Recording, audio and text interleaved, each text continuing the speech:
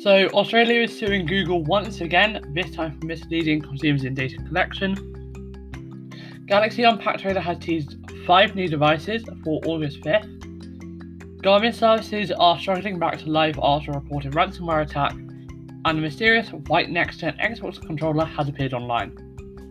This is the Dynamic Digital World. My name is Luke, and let's get started. So let's get straight into this with the Australian government.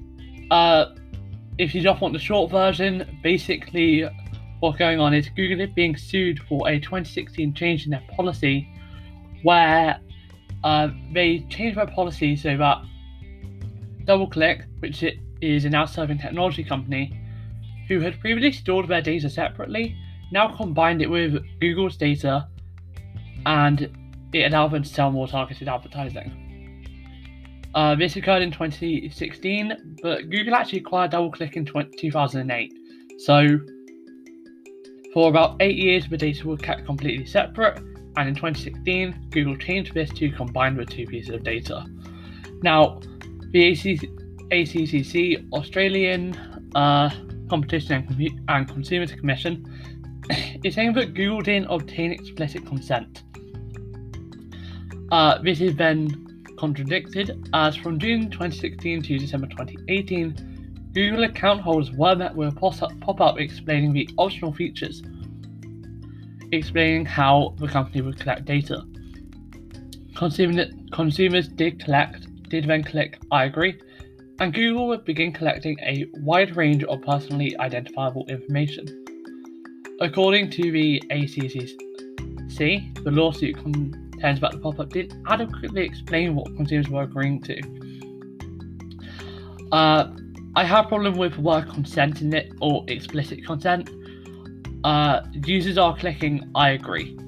In my opinion, that immediately invalidates that. If you have to click I agree, that is explicit consent. If Google's wording was poor and didn't fully explain this situation, that I could understand. Now, according to the ACCC, consumers pay for Google services with their data. So this change increased the price of Google services without consumers' knowledge. Yeah, if you want to go down that way. Now, Google has told the Associated Press that it disagrees with this allegation, and that Google account holders had been asked to consent using prominent and easy to understand notifications. The penalty for this lawsuit, if it were to, the penalty that is being sought with this lawsuit is currently unknown, but it could potentially be fairly big.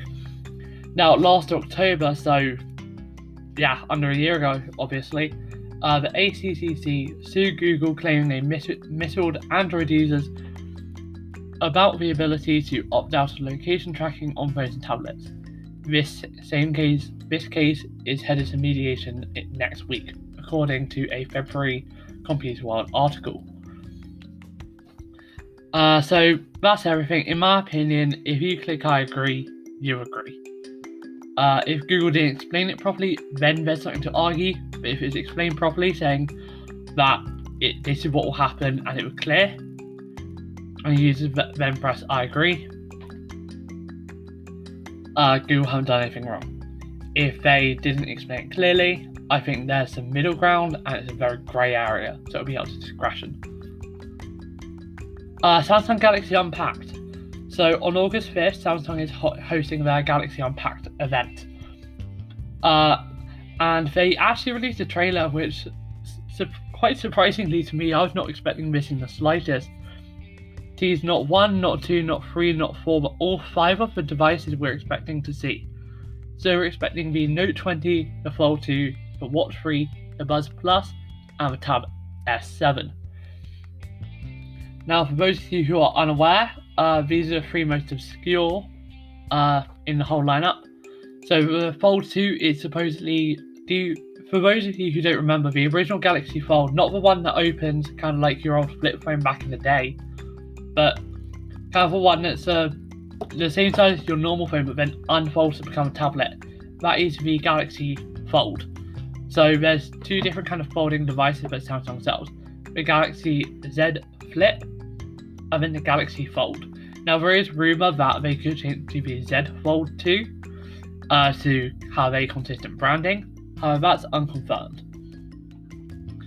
Then Watch 3, there is confusion around what this is actually going to be called. It's not really confirmed, but we're expecting this to be a more of a follow-up to the original Galaxy Watch. So the one with a physical rotating bezel and not a digital one that is found on either the Galaxy Watch Active 1 or the Galaxy Watch Active 2.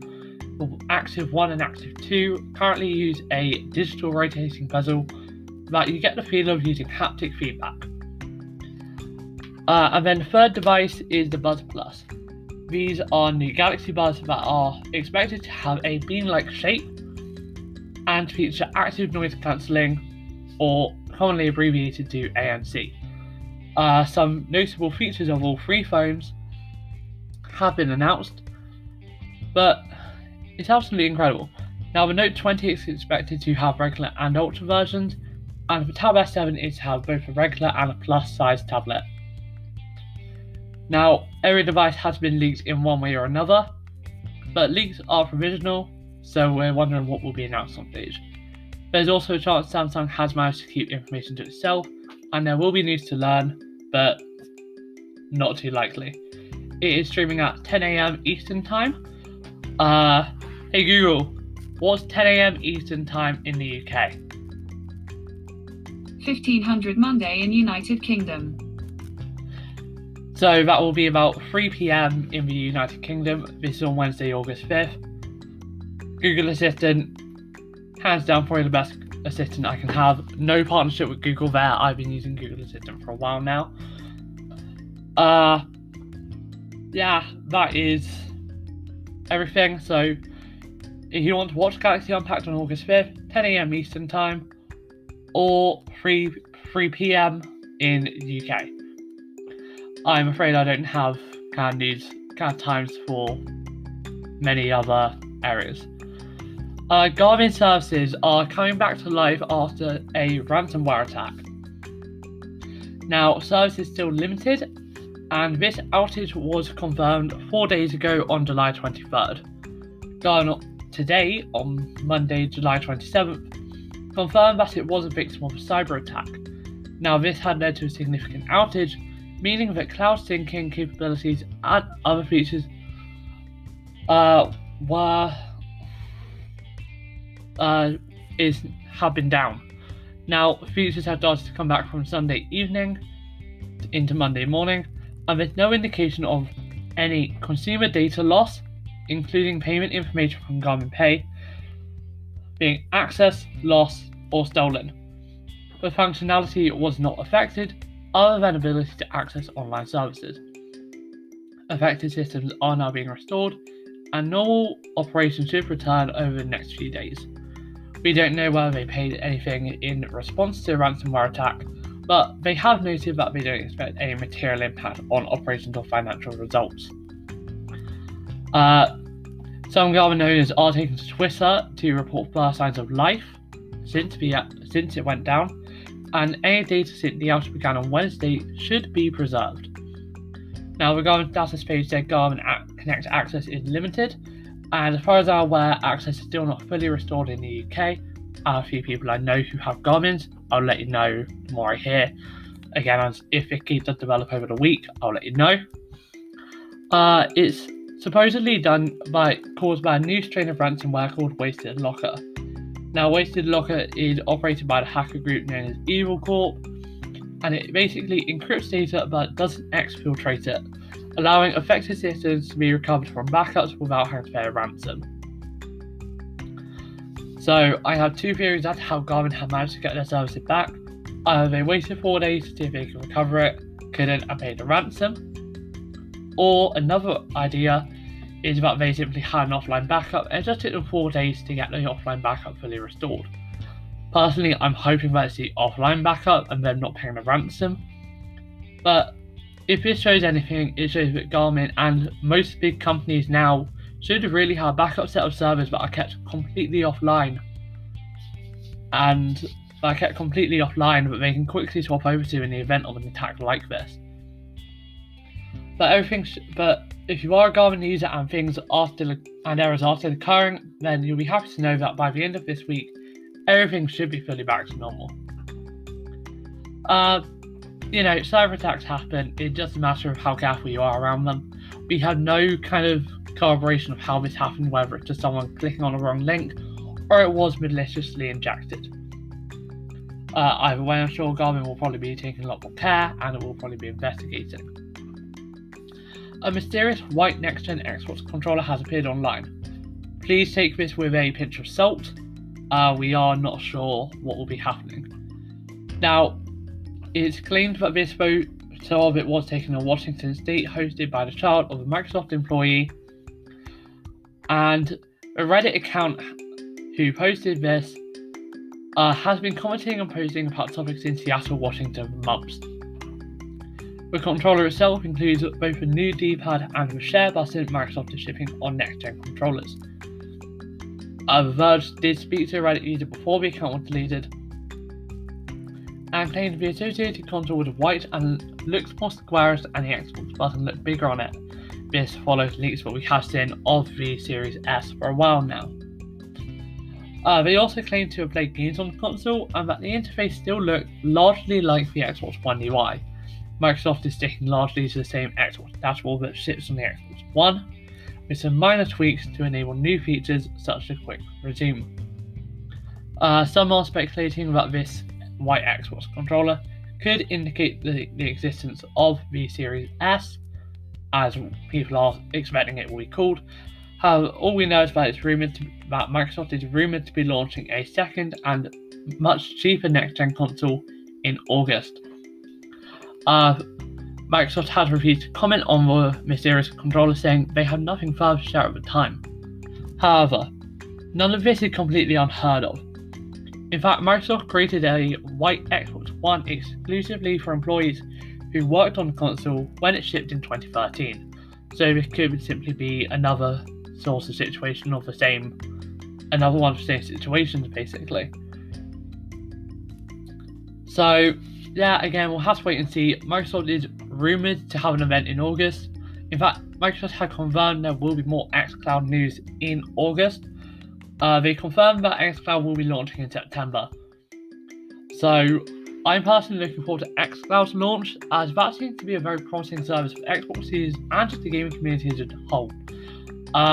Currently, I don't have a very powerful PC, but I'm meant to be getting a more decently powered one fairly soon. So xCloud on there could really be helpful if I just want to play some Xbox games, but maybe I'm running out of space on my computer. It could be nice to have the option. Yeah, that's all we really know. Xbox are half rumoured, half confirmed to have some sort of event coming next month. And I'll let you know more on that as more comes out. If Xbox have an event, I will obviously be covering it. If they don't have an event, then obviously there's nothing to cover, therefore it will not be covered. Personally, I don't know about the white Xbox. Could be the cheaper Xbox codenamed Lockhart, or it could just be a special edition for employees. At this point, I have no clue. Anyway, yeah, that's everything for today's episode. Thank you so much for listening. This episode has actually been recorded twice. Let me know if you believe this episode has been more polished. As always, contact details are below in the description. My name is Luke. This is Dynamic Digital World, a dynamic digital series podcast. Thank you for listening, and I'll see you in tomorrow's episode. Also, Digital Dive. It was supposed to come out today, will now be coming out tomorrow. Please definitely be on the lookout for the link in the description in tomorrow's episode.